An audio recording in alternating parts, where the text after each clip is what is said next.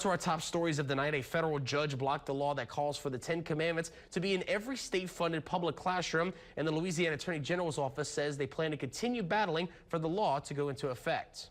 The judge ruled that the law was unconstitutional and cannot go into effect on January 1st like it was originally intended to do. Governor Jeff Landry, among other supporters, argued that having the religious text in classrooms would help deter crime among youth. But the ACLU and other groups say having the 10 Commandments in public schools violates the separation of church and state.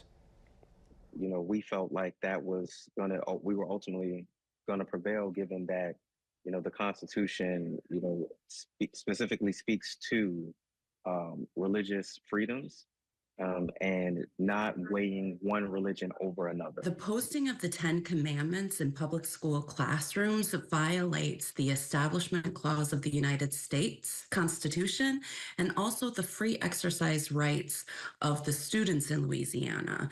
The Constitution forbids the state from prescribing a particular religious text that all students must read in their public school classrooms. The statute, HB 71, also violated Supreme Court precedent from more than 40 years ago.